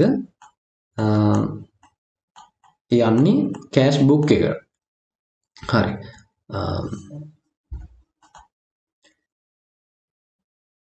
අනිත් items ගැන කතා කරනකොට මේ කෙලින්ම කියනවා මේ following assets were appeared as at the date of death කියලා. එතකොට මරණ වෙලාවේදී මේ පුද්ගලයාට තියෙන assets කෙලින්ම යන්නේ capital account එකට. capital account එකේ credit side එකට තමයි මරණ වෙලාවේදී තියෙන assets යන්නේ. ඒ වගේම liabilities යන්නේ debit side එකට. මෙතන කෙලින්ම list එකක් දීලා වෙලා මේ assets තිබුණේ මරණ වෙලාවේදී කියලා කිව්වම මෙතන කියන්නේ එක entry එකක් අනිවාර්යයෙන්ම capital account එකට යනවා. ඒතකොට capital account එකේ credit side එකේ මේ list එක මෙහෙම ලියා ගන්න තමයි තියෙන්නේ. එතකොට මේකේ අනිත් entry කියන්නේ මේකේ double entry record එක ගැන තමයි මෙතනදී ගැටලුවක් ඇති වෙන්නේ. ඒකෙත් මේ cash balance එකට ගැටලුවක් වෙන්නේ නැහැ. මොකද මෙතන අපි මේක එක entry එකක් capital account එකට ගිහලා මේකේ දෙවෙනි entry එක අපි දැනටමත් cash book එකේ opening balance එක විදිහට debit side එකට දාලා තියෙන්නේ. ඒතර මේ අනිත් items වල double entry එකට මොකද වෙන්නේ කියලා ප්‍රශ්නයක් තියෙනවා. ඒකට ඕන data තමයි මේ ඊට පහලින් දීලා තියෙන්නේ. මේ administrator has collected කියලා items එකක් දීලා තියෙනවා. ඊට පස්සේ and other assets were appeared as at 13th June. ඒකට මෙතන දීලා තියෙන list එකෙන් සමහර ඒවා වගේ collect කරා කියලා කියන එක personal debtors other receivables and life insurance policy. දැන් මේවා තිබුණාට මේ පුද්ගලයා මරණ වෙලාවේදී assets විදිහට තිබුණාට මේවා මේ ඇඩ්මිනිස්ට්‍රේටර් මේ මගදී කලෙක්ට් කරලා තියෙනවා. මම මේක ටිකක් පැහැදිලි කරන්න මේ පොඩක් අඳින්නම් ඇදලා පෙන්නන්නම්.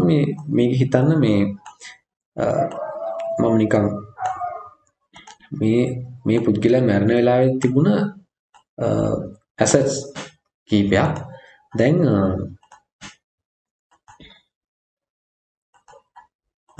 මේ පුද්ගල මරණ වෙලාවේදී තිබුණ assets list එක කියලා කෙලින්ම list එකක් අපිට දීලා තියෙනවා. ඒතර අපි කිව්වා පළවෙනි එන්ට්‍රිය කැපිටල් account එකේ credit side එකට කෙලින්ම දාන්නේ. ඒතර ඒ එක එන්ට්‍රි එකක් හරි. මේ assets ඔක්කොටම එක එන්ට්‍රි එකක් දැන් අපි complete කරලා තියෙන්නේ. ඒතර මේක කියනවා සමහර assets මගදී collect කරා කියලා. සමහර assets මගදී collect කරා කියලා කියනවා. ඇඩ්මිනිස්ට්‍රේටර්. ඒ වගේම කියනවා සමහර ඒවා 30 ජූන් වලදී තියෙනවා. ඒ කියන්නේ collect කරලා නැහැ මුකුත් කරලා නැහැ. ඒ කියන්නේ personal details කියන්නේ ණය ගැතියෝ ඉඳලා තියෙනවා. ඒගොල්ලන්ගේ සල්ලි එකතු කරන් තියෙනවා. ලැබෙන්න ඕන සල්ලි ඔක්කොම එකතු කරා. life insurance එකක් තිබිලා තියෙනවා. ඒක මේ cash කරන. ඒතකොට මේ වෙලාවේදී මේ point එකට එනකොට ඒවා cash වෙලා තියෙනවා. මෙයාගේ තිබුණ assets. ඒතකොට මේක මේ එහෙම මගදී collect කරගත්ත ඒවා cash book එකට තමයි යන්නේ අනිත් entry එක. cash book එක collect කරා කියන්නේ cash book එකේ debit side එකට තමයි එන්නේ. මොකද මෙතන capital account එකේ අපි credit එක දැම්මේ. එතකොට ඒකේ අනිත් entry debit side එකට cash book එකේ debit side එකට. එතකොට එහෙම මගදී collect කරපු නැති අනිත් assets කියන්නේ මෙතන savings deposit එක සහ personal car එක 30 ජූන් වලදී කොහේ රිෆ්ලෙක්ට් වෙන්න ඕනේ ස්ටේට්මන්ට් එකක මේවා assets විදියට තියෙනවා කියන. එතකොට අපි 13 ජූන් වලදී අපි මේ එහෙම රිෆ්ලෙක්ට් කරන ස්ටේට්මන්ට් එක තමයි balance sheet එක. ඒතර balance sheet එකේ assets යටතේ තමයි මේක මේ රෙකෝඩ් කරන්නේ. assets non current assets current assets කියලා දෙකක් තියෙනවා. ඒ දෙකෙන් දෙකට ගැලපෙන විදිහට මේක මේ transaction එක රෙකෝඩ් කරන්න ඕනේ. මේක රෙකෝඩ් කරන හැටි Excel එකේදී මම පෙන්නන්නම්. asset list එක එකපාරම දීලා තියෙන හින්දා අපි ඒක capital account එක credit කරනවා මේ විදිහට. මෙතන මේ අපි cash book එකේ එක line එකක් අපි තියලා ගියේ opening balance එකට. දැන් අපිට මෙතන opening balance එක දීලා තියෙනවා. ඉතින් අපි මෙතනදී opening balance එක දාගන්නවා. හොඳම දේ තමයි ගාන පටන් ගන්නකොටම cash balance එක හොයාගෙන වර කලින් කිව්වා වගේ මෙතනදී මුලින් දාගෙන ඉන්න එක. එතන මෙතනදී අනිත් personal debtors life insurance policy එක other receivables කියන ඒවා පස්සේ collect කරලා තියෙනවා. ඒ හින්දා capital account එකට capital account එකේ ඊළඟ entry එක විදිහට cash book එකේ capital column එකට debit කරනවා. එතකොට personal car එක අනිත් entry එක non current assets වලට record කරනවා අපි. එතකොට savings deposit එක current asset එකක් නිසා balance sheet එකේ current assets වලට record කරනවා. පස්වෙනි adjustment එකත් හතරවෙනි එකට ගොඩක් සමානයි. මේකෙත් adjustment එක ඇතුළේ transactions කීපයක් මේ දාලා දෙනවා. ඒ වගේම මේකෙත් directly කියනවා මේ following liabilities were appeared as at the date of death. එතකොට මේ කෙලින්ම මරණ දවසේදී මෙන්න මේ liabilities තිබුණා කියලා කෙලින්ම list එකක් දෙනවා. එතකොට ඉස්සෙල්ලම අර කලින් adjustment එකේදී කරා වගේ ඉස්සෙල්ලම කරන්න ඕනේ මේ list එක කෙලින්ම ඒ විදිහටම capital account එකට යන්න ඕනේ. මොකද මේවා ඒ පුද්ගලයා මරණ වෙලාවේදී තිබුණ liabilities. capital account එකේ liabilities යන්නේ debit side එකට. ඒ හින්දා මේ list මේක list එකක් විදිහට මේ විදිහටම කෙලින්ම ලියන්න තියෙන්නේ capital account එකේ debit side එකේ. එතකොට ප්‍රශ්නේ තියෙන්නේ මේකේ ඊළඟ entry එක යන්නේ කොහෙද කියන එකට. ඒක තමයි අපිට මේක විසඳ ගන්න ඕනේ. දැන් කලින් එකේදී කරා වගේම මම ආපහු ඒ කලින් ඇඩ්ජස්ට්මන්ට් එකක් නොතේරුණා නම් ආයෙත් තේරෙන්න මම කියලා දෙන්නම්. මේකෙදි ආයෙ කියනවා administrator has settled medical bills other payables ඒ වගේ items කීපයක් settle කරලා දිනවා. අනිත් liabilities ඒ විදිහටම ජූනි 30 වෙනකම්ම ගියා කියනවා. එතකොට කලින් කී වගේම අපි settle කරපු ටික medical bills settle කරලා තියෙනවා. other payables settle කරලා තියෙනවා. සහ බැංක් ලෝන් එක හරි බැංක් ලෝන් එකේ 6.5 මිලියන් තමයි ලෝන් එක. එතකොට මේ ලෝන් එකෙන් 500,000 තමයි settle කරා කියලා කියන්නේ. එතකොට මේ බැංක් ලෝන් එක ඇතුලේ තවත් ට්‍රාන්සැක්ෂන් එකක් අපිට කරන්න තියෙනවා. ඒ අරනහම අනිත් කියන්නේ බැංක් OD එකයි personal creditors කියන items දෙක මේ විදිහට මේ කියන්නේ other liabilities ඒ විදිහටම ජූනි 30 වෙනිදා ගියා කියන්නේ ඒ දෙක ඒ විදිහටම යනවා. හරි. එතකොට මම කලින් එකේ වගේම ආවහු කියන්නේ දැන් මේ පුද්ගලයා මරණ වෙලාව වෙනකොට මේ විදිහේ එක එක විදිහේ liabilities කීපයක් තිබිලා තියෙනවා. මේ liabilities වලින් මේ liabilities ඒ විදිහටම මේ කියන්නේ මරණ වෙලාවේදී ඒ විදිහට තිබුණේ හින්දා මේකව capital account එකට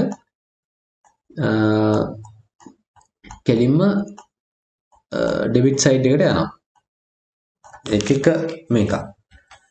එතකොට දැන් කියලා තියෙනවනේ මෙතන සමහර ඒවා settle කරා කියලා.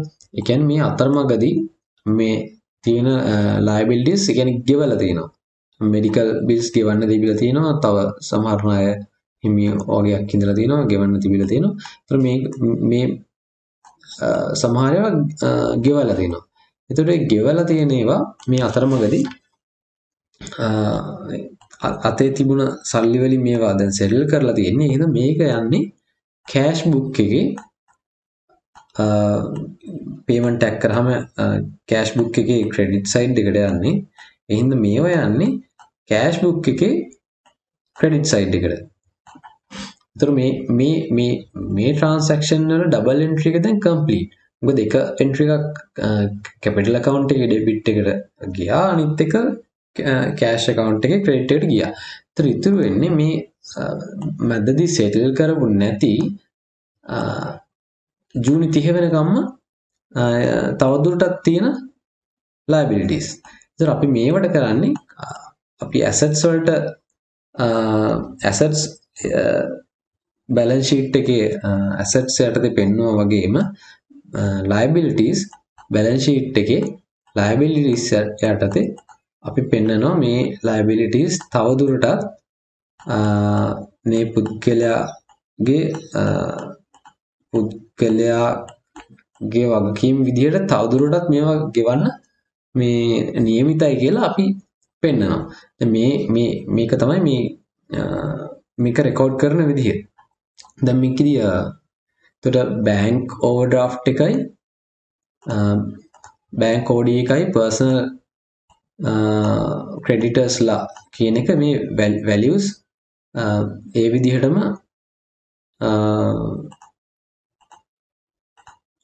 මේ values මේ විදිහටම රෙකෝඩ් වෙනවා. මේ values මේ විදිහටම රෙකෝඩ් වෙනවා. දැන් බැංක් ලෝන් කියන එක මෙතන තව transaction එකක් අතර වැඩි වෙනවා. බැංක් ලෝන් කියන එක මේ මොහොතේදී 6.5 මිලියන් liability එකක් තිබිලා තියෙනවා. දැන් අපි දන්නවා මේ වෙලාවේදී තියෙන ඒවා සම්පූර්ණයෙන්ම එක රෙකෝඩ් එකක් capital account එකට යනවා. එතකොට මේ 6.5 මිලියන්ම සම්පූර්ණයෙන්ම යනවා capital account එකට එක transaction එකක් විදිහට. හැබැයි මේකේ 500 මේ අතරමඟ settle කරලා තියෙනවා. කියන්නේ අතරමඟදී settle කරලා තියෙනවා 500. ඒතර අපි settle කරන ඒවා මේ විදිහට cash book එක තමයි දාන්නේ. ඒතකොට මේ 500 යන්නේ කෑෂ් බුක් එකේ ක්‍රෙඩිට් සයිඩ් එකට. එතකොට ඉතුරු වෙනවා 600,000 වලින් 6.5 මිලියන් වලින්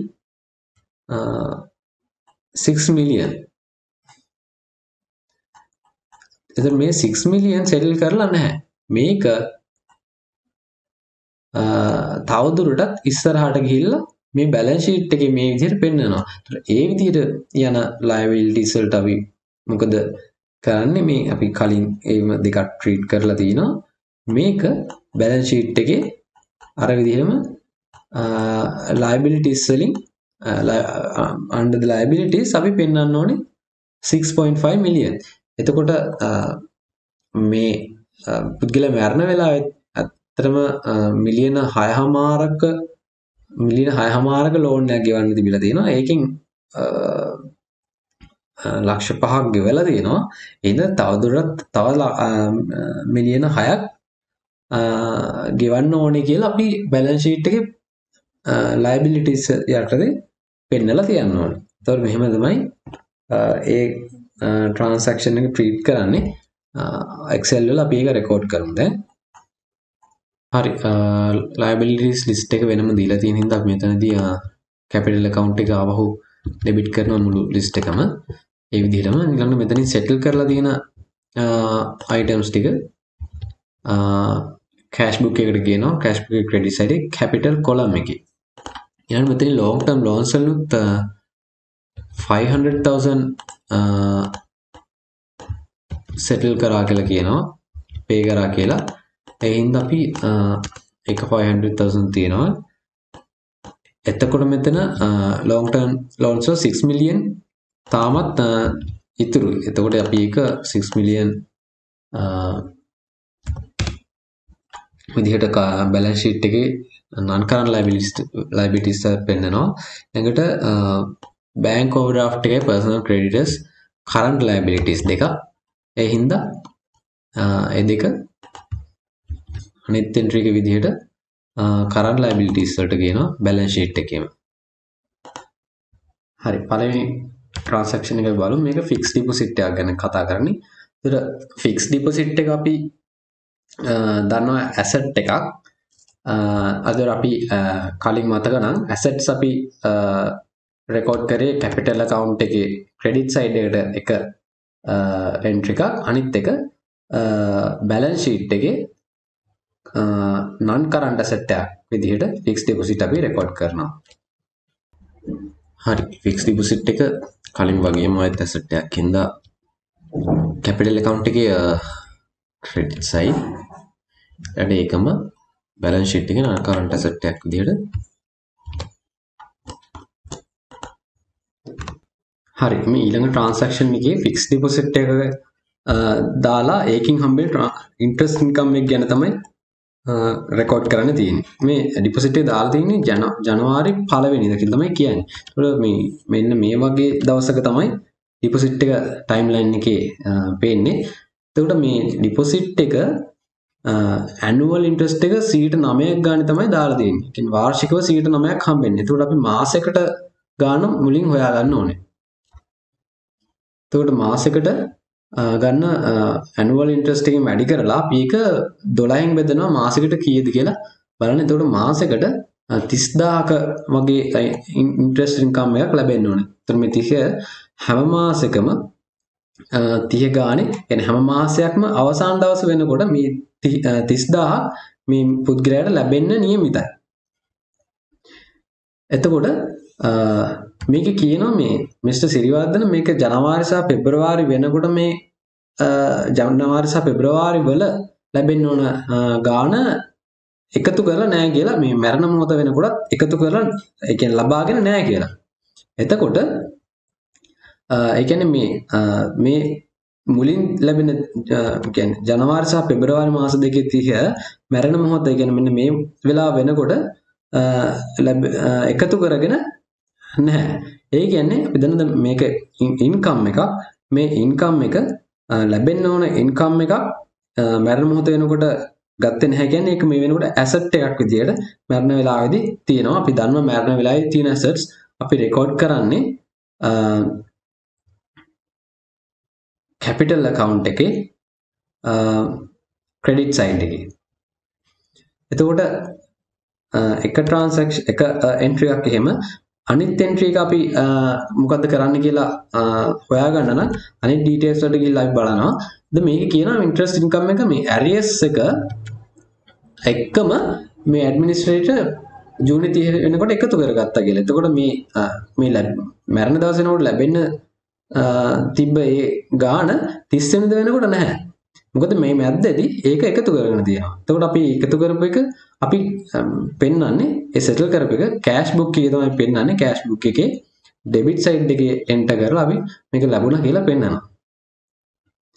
එතකොට මේ සම්පූර්ණ 60ම කැපිටල් account එකටයි කෑෂ් බුක් එකටයි තමයි යන්නේ.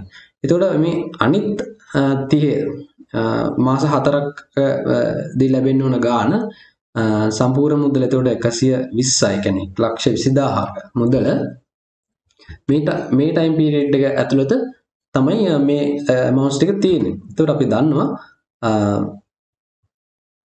මේ ඒ මාස ටිකේ ලැබෙන්න ඕන ටික ඒ ජූනි 30 වෙනකොට එකතු කරා කියලා කියනවා. එතකොට ජූනි 30 වෙනිදා වෙනකොට මේවා මේ ලැබෙන්න ඕන අගයන් විදිහට අපි සඳහන් වෙන්නේ නැහැ.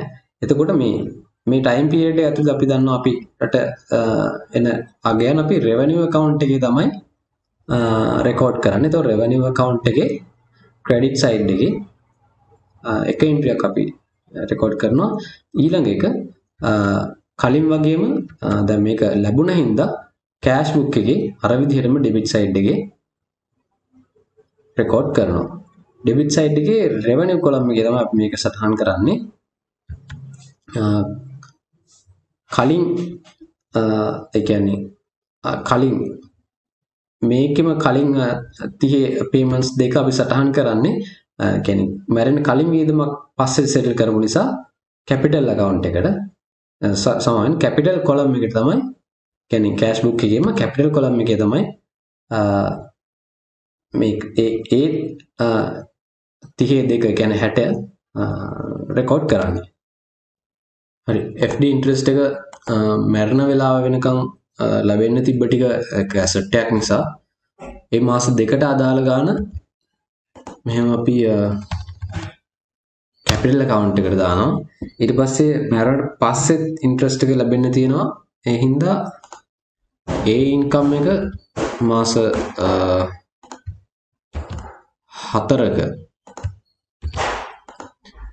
4ක ඉන්කම් එක මෙතන රෙවෙනියු account එකට අපි ක්‍රෙඩිට් කරනවා. එතකොට මේ ඔක්කොම ඉන්ට්‍රස්ට් එක ලැබිලා තියෙන හින්දා අපි කෑෂ් බුක් එකට ඩෙබිට් කරනවා මේ ගණන් ටික ඔක්කොම. ඒකෙදී මරෙන් කලින් ටික කැපිටල් කොලම් එකටත් ඊට පස්සේ ටික රෙවෙනියු කොලම් එකට මේ විදිහට රෙකෝඩ් කරගන්නවා. හරි. අපි දැන් 7 වෙනි ඇඩ්ජස්ට්මන්ට් එකට ඇවිල්ලා තියෙන්නේ.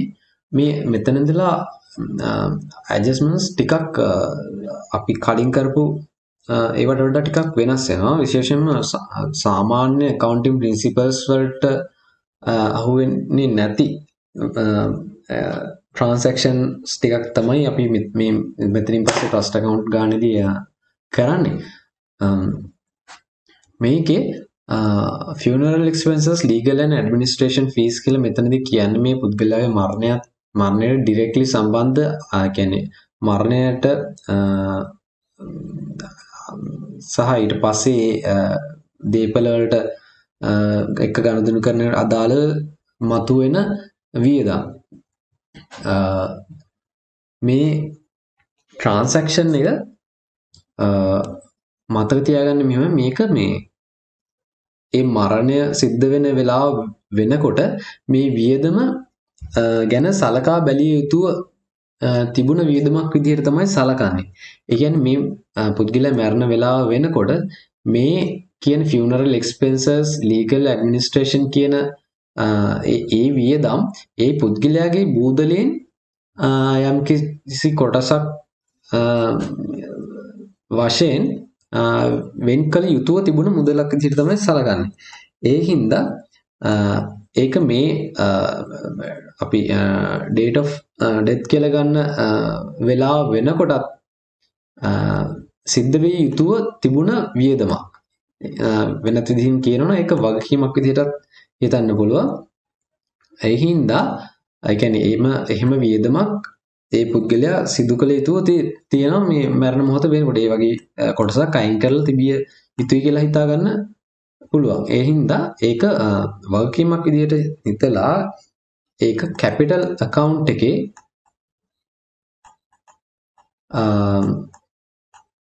කැපිටල් account එකේ debit side එකේ මේ transaction එක record කරනවා. ඒක එක entry එක. එතකොට මේකෙදි payment එක settle කරලා තියෙනවා කියලා කියනවා. ඒ නිසා මේකේ ඊළඟ entry වෙන්නේ cash book එකේ. ඒ කියන්නේ අපි payment එක settle කරා නම් සල්ලි කියන්නේ මුදල් වැය වෙනවා. එතකොට cash book එක credit වෙනවා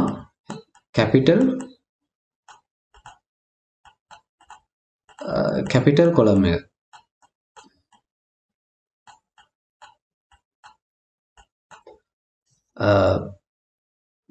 මේ විදිහට තමයි මේක මතක තියාගන්න ඕනේ. මේක හොඳම දේ තමයි මේක අමතක වුණොත් විතරක් පාවිච්චි කරන්න මෙහෙම ලොජික් එකක් මතක තියාගන්න. එහෙම නැත්නම් මගේ උපදෙස් නම් මේක කටපාඩම් කරගන්න. මේක මේ විදිහටම transaction එකෙන්නේ මේ අගයන් වෙනස් වෙලා මේ විදිහටම මේ වචන වලින්ම මේ විදිහටම එනවා. ඒ හින්දා කෙලින්ම මේක capital account එකේ debit side යන්නේ cash එකේ credit side capital column එක කියන එක මතක තියාගත්තා නම් කටපාඩම් කරත් කමන්නේ. විශේෂයෙන් මේ මතක් කරලා logic එක කල්පනා කරලා මේ වගේ transaction එක දාන්න යන එක අපරාධයක්. ඒ හින්දා මේක පටස් කාලා දැක්ක ගමන් මොන account එකේ මොන පැත්තේද කියලා මතක් කරලා ටක් ගාලා ලියන්න යන ප්‍රමාව විතරයි. මේක හිතන්නවත් වෙලාව නාස්ති කරන්න ඕන transaction එකක් නෙමෙයි. නමුත් හදිසියවත් මේක මොකක්ද කියලා අමතක වුණොත් කල්පනා කරගන්න මේ funeral expenses legal administration fees මේ මරණ මොහොත වෙනකොට කොටසක් විදියට අයින් කළ යුතුව තිබුණු වගකීමක් කියලා හිතලා ඒ විදියට හිතලා account කරන්න. එතකොට ඒක වගකීමක් මරණ මොහොතේ තියෙන්න ඕන වගකීමක් තිබිය යුතු තිබුණ අපි කියන අයින් කළ යුතුව තිබුණ වියදමක් කියලා හිතුවම මේක වගකීමක් වෙනවා. එතකොට ඒ වගකීම් මරණ මොහොතේදී තියෙන වගකීම් යන්නේ capital account එකේ debit side එකට. ඒක settle කරලා දෙන හින්දා cash account එකේ credit side එකට යනවා capital column එකේ. මේ විදිහට මේ transaction එක record කරගන්න. funeral expenses capital account එකට කෙලින්ම මේ විදිහට යනවා. මේක අනිත් entry එක මේක දැන්ම settle කරලා දෙන හින්දා cash book එකට credit කරනවා අපි capital column එකට. මේ විදිහටම හරි මේ විදිහටම legal and administration fee එකත් capital account එක debit cash book එක credit. හරි අපි මේ ඊළඟ transaction එකේ කියන්නේ මේ administrator මේ beneficiaries ලට monthly payment එකක් කරා කියනවා. දැන් මේකෙදි මේ beneficiaries ලට ගෙව්වා කියනොනම් අපි මේ adjustment එකේ මේ adjustment එක තියෙන තැන ඉතුරු details ටික නැහැ. ඒතර අපි මම මේ පහලින් දාලා තියෙන කොටස, ඒ කියන්නේ මෙන්න මේ කොටස මේ details තියෙන්නේ ගාන පටන් ගන්න තැන. එතකොට ඒ කොටස අපි මම මෙතනට ගෙනල්ලා පෙන්නන්න ලේසි වෙන්න මම මෙතනට ගෙනල්ලා තියෙනවා.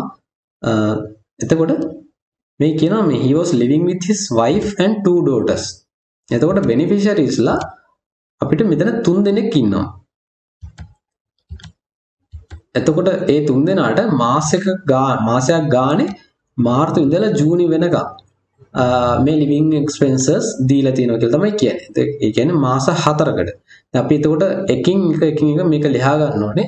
එතකොට අපි per beneficiary කීයක් හම්බුනද බලන්න ඕනේ එක මාසයකට. කියන්නේ per beneficiary per month එක්කෙනෙක්ට එක මාසයකට කීයක් හම්බුනද කියලා අපි මුලින් හොයා ගන්නවා.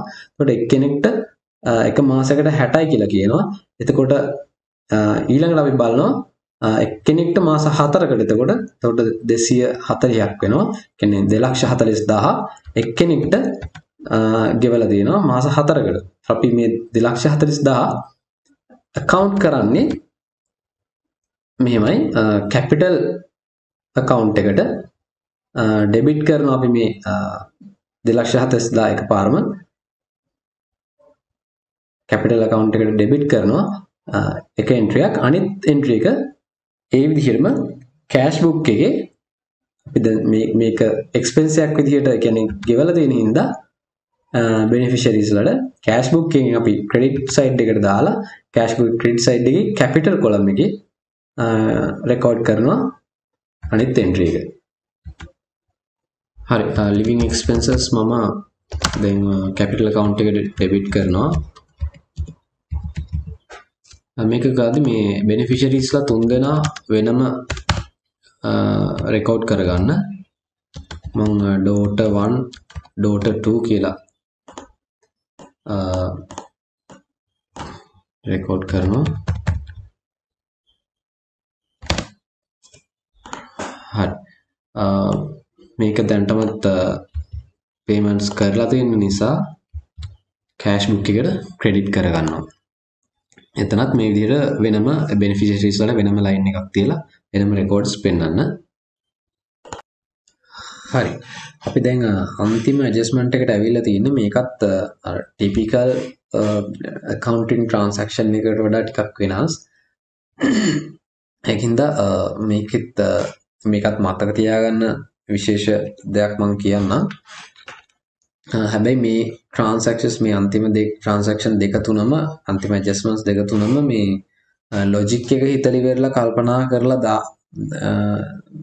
වෙලාව නාස්ති කරන්න තරම් සුදුසු transactions නෙමෙයි. මේවා එකපාරම තප්පරයකින් දෙකකින් ටක් ගාලා accounts අතරේ දාලා විසඳන්න පුළුවන් දාන්න ඕන ඒ මට්ටමට practice වෙන්න ඕන transaction ටිකක්. ඒකින්ද ඒ විදිහට practice කරන්න. හැබැයි හදිස්සියකදීවත් බැරි වුණොත් අඩුම ගානේ logic එකවත් හිතලා මේක transaction එක record කරගන්න පුළුවන් වෙන හින්දා තමයි මේ කියන්නේ.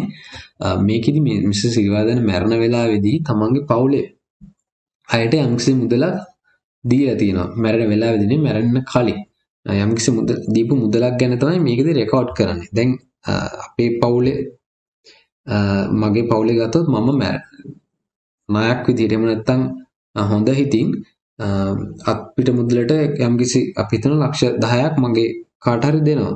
එතකොට මම මැරුණට පස්සේ මගේ බූදලේ ගණන් කරනකොට අර මම පවුලේ අයට දුන්නා වුණත් ඒ දීපු ගාණ මගේ බූදලයට එකතු වෙන්න ඕනේ. මගේ සම්පූර්ණ බූදලේ කීයද කියලා බලනකොට ඒ ගාණ එකතු වෙන්න ඕනේ. ඒ හින්දා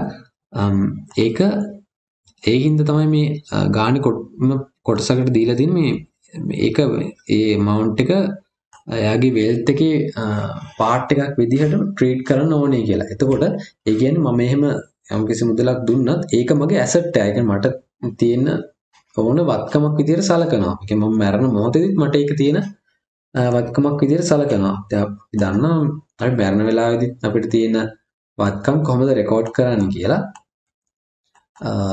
අපි record කරන්නේ ඒවා capital account එකේ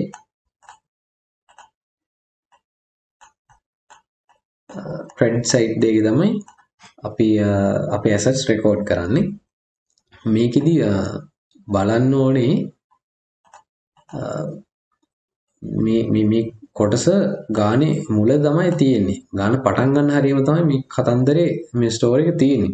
එහෙනම් අපි බලන්න ඕනේ මේ මෙයාගේ ෆැමිලි එකේ කී දෙනෙක් ඉන්නවද කියලා. මොකද ගානේ අන්තිමට දෙන්නේ මිසිස් සිල්වර්ධනට ලක්ෂ මිලියන 20ක් සමාවෙන්න මිලියන 2ක් මේ විදිහට දීලා තිනවා පේමන්ට් එකක් කරලා තිනවා මිලියනය ගානේ each daughter. එතකොට අපි දුවලා කී දෙනෙක් ඉන්නවද කියලා දැනගන්න ඕනේ. නැත්තම් ගාන වර්ධිනවා. අපිට records වර්ධිනවා. ඉතින් he was living with his wife and 2 daughters. එතකොට ඇත්තටම 3 දෙනෙක් ඉන්නවා. wife සහ දුවලා දෙන්නෙක්. එතකොට මෙතන 2 million and 1 million each daughter කියන්නේ අපෝ එතනත් ආයි 2 million එනවා. එතකොට මෙතනදී මේ පවුලයට දීලා තියෙන මේ මුදල් අපි දැනටමත් asset එකක් විදිහට සලකලා එක රෙකෝඩ් එකක් capital account එකට දැම්මා. එතකොට මේකේ ඊළඟ double entry එන්නේ එතකොට මේ දීපු සල්ලි මේ ඊළඟ එන කාල පරිච්ඡේදය ඇතුළත ආවෝ අයකර ගැනීමක් කරන්න ඕනේ නෑ. මොකද අවසානයේදී මේ බුදලේ කියන්නේ වත්කම් ඔක්කොම හොයලා ඉවරලා ආපහු කරන්නෙත් අපි ඒක හොයන්නෙම අපි ඒක බෙදලා දෙන්නනේ. ඒ හින්දා ඒක නැවත අයකර ගැනීමක් අවශ්‍ය නෑ. ඒක එහෙමම තියෙන්න යනවා. හැබැයි අපි බෙදලා දෙනකොට අවසානයේදී මේගොල්ලන්ට මේ දීපු ගණන් අන්තිම ගාණෙන් අඩු කරගෙන තමයි මේ මැච්ච පුද්ගලයාගේ බුදලේ බෙදලා දෙන්නේ. ඒ කොහොම වුණත් මේකෙදි මේ තියෙන වත්කම් මේ පුද්ගලයා කියන්නේ ජූනි 30 වෙනකොටත් ඒ පුද්ගලයා සතුව තිබිය යුතු වත්කමක් නිසා ඒක අය කරගන්නෙත් නැති නිසා අපි ඒක සලකනවා කරන්ට් ඇසට් එකක් විදිහට. ඒ කියන්නේ බැලන්ස් ෂීට් එකට එන්න ඕන ඇසට් එකක්. ජූනි 30 වෙනකොටත් මේ මැච්ච පුද්ගලයාගේ සතුවම තියෙන්න ඕන වත්කමක් මේ වෙනකොට මේ පවුලේ අතර තියෙනවා. ඉතින් ඒ හින්දා අපි ඒ වෙලාවෙදිත් මේක ඇසට් එකක් විදිහට සලකලා මේකේ අනිත් එන්ට්‍රි එක ඒ කියන්නේ ඩබල් එන්ට්‍රි එක බැලන්ස් ෂීට් එකට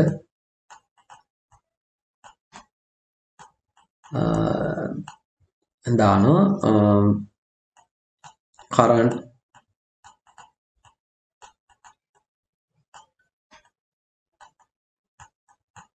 කරන්ට් ඇසට් යටතේ. හරි.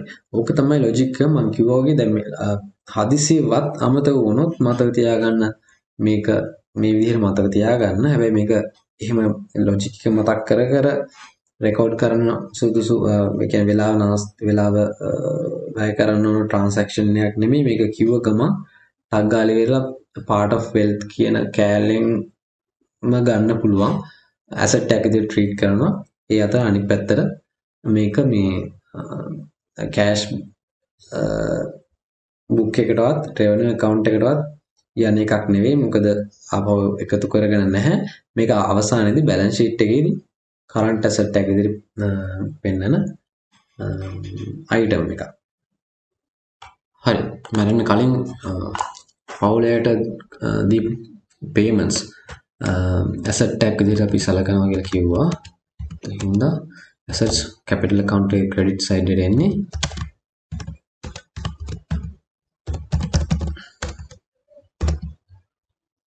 මේ transaction එකත් අපි කලින් වගේම වෙන් කර ගන්නවා beneficiaries ලට වෙනම.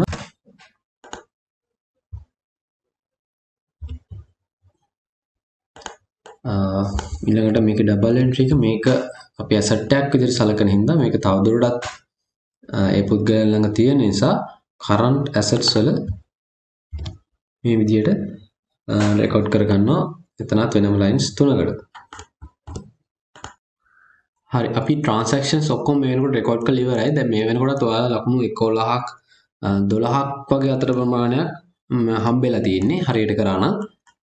ඊළඟ ලකුණු ටික හම්බෙන්නේ මේ අපි හදපු accounts balance කරනවට එක account එකක් balance කරනවට එක ලකුණක් හෝ ආසන්නයෙන් ඒ වගේ ලකුණක් හම්බෙනවා. මේකෙදි දැන් මම මේ capital balance sheet එකේ capital යටතේ කිසි දෙයක් රෙකෝඩ් කරලා නැහැ. නමුත් මෙතනට ඇත්තටම capital account එක බැලන්ස් කරාට පස්සේ එන බ්‍රෝඩ් ෆෝවර්ඩ් බැලන්ස් එක මේ ඉදිරියට ගෙනෙන ශේෂය සහ රෙවෙනියු account එක ක්ලෝස් කරාට බැලන්ස් කරාට පස්සේ ඉදිරියට ගෙන බැලන්ස් එක මේ මෙතනට එන්න ඕනේ. ඒ හින්දා ඒ වගේම current assets යටතේ අවසානට අපේ තියෙන cash balance එක මෙතනට එන්න ඕනේ. දැන් මම transactions දාගෙන යනකොට මේ අවසානයේ balance වෙලා tally වෙන්න හදලා තියෙන්නේ. ඒ නිසා මේ වෙනකොටත් මේක balance වෙලා තියෙන්නේ. මම ලේසියට මේ capital balance sheet එකේ capital එක යටතේ මෙතනට කෙලින්ම මම reference දෙනවා මෙන්න මේ capital account එකේ balance එක. ඒතර මේ balance එක මෙන්න මේ balance එක අපිට කෙලින්ම capital account එකට එන්න ඕන. ඒ වගේම තමයි මෙතන මේ revenue account එකේ මේ balance එක කෙලින්ම revenue account එකේ revenue account එකේ balance එක විදිහට මෙතන reference දෙනවා. මේක මෙහෙම පෙන්නන්න ඕනේ. ඊට පස්සේ cash book එකේ අපිට මෙතන එන balance එක මේකත් එනවා. මේ cash balance එක විදිහට current asset එකක් විදිහට පෙන්නන්න ඕනේ අපි. මම ඒක මේ balance දෙක එකතු කරලා එකට මෙහෙම දානවා. දැන් මේ තියෙන්නේ ඒ cash balance එක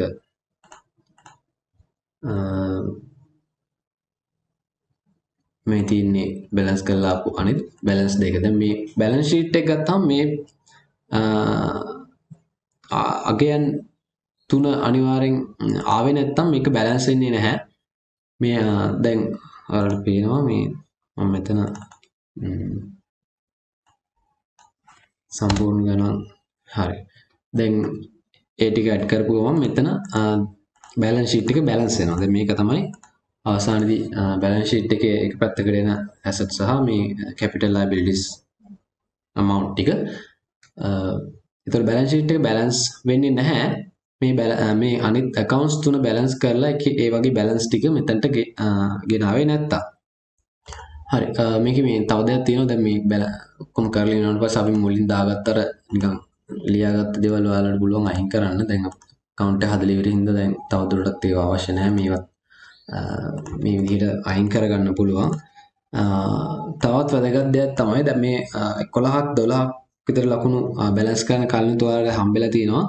හැබැයි දැන් බැලන්ස් කරන එකට සාපේක්ෂව ටිකක් වැඩි වෙලාවක් යනවා සහ එක මිස්ටේක් එකක් හින්දා අගේ වෙනස් වෙන්න පුළුවන්. මේ බැලන්ස් කරන එකේ ලකුණු හම්බෙන්නේ මේ මෙන්න මේ අවසාන මේ amount එකට තමයි ලකුණක් හෝ ලකුණු භාගයක් ලකුණක් හම්බෙන්නේ නැහැ. ලකුණු භාගයක් හෝ ඊට අඩු ගන්න සමහර අගයන් දෙක තුනක් එකතු වුණාට පස්සේ නේ ගානකට ලකුණු භාගයක්. ඒ විදිහට පොඩි පොඩි ලකුණු එකතු වෙලා තමයි එන්නේ. නමුත් ඇත්තට මේ ටික ඔක්කොම ගත්තාම බැලන්ස් කරන එකට ලකුණු 3ක් 4ක් අතර ප්‍රමාණයක් යනවා. ඒ හින්දා බැලන්ස් නොකර ඉන්න එපා. බැලන්ස් කරන්න විශේෂයෙන්ම ට්‍රස්ට් account ගාන ඉක්මනට හදන්න පුළුවන් සහ ලොකුවට එකතු කරන්න හම්බෙන account එක නෙමෙයි නිසා බැලන්ස් කරගන්න පුළුවන්. ඒ වර්ධින එකක් නැහැ. හැබැයි මේ එක ගානක් හරි වෙලා තිබුණොත් ඒ බැලන්ස් එක වර්ධින නිසා බැලන්ස් කරලා පස්සේ නගයත් වර්ධින නිසා එකකින්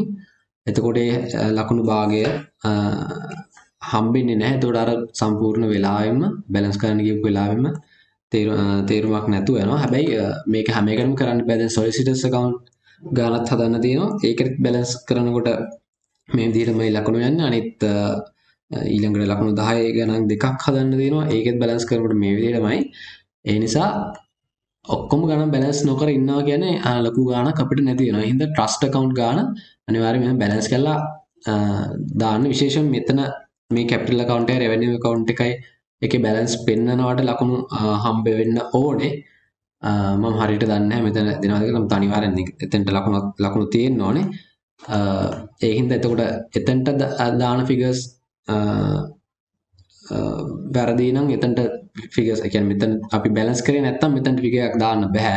දාන්න ෆිගර් එකක් නැහැනේ. ඒ නිසා එතනට හම්බෙන ලකුණුත් නැති වෙනවා. ඒ හින්දා මගේ ප්‍රපෝසල් එක නම් මේ ට්‍රස්ට් account ගානේදී මේ accounts හැම තුනම බැලන්ස් කරලා මෙතනට amount එක දාන්න. මේක වර්ධනය ටිකක් වැඩිපුර වෙලා ගියාට කමක් නැහැ. මේ මොකද මේකේ ලකුණු 15න් 15ම ගන්න පුළුවන් සහ ගත යුතු ප්‍රශ්නයක් නිසා.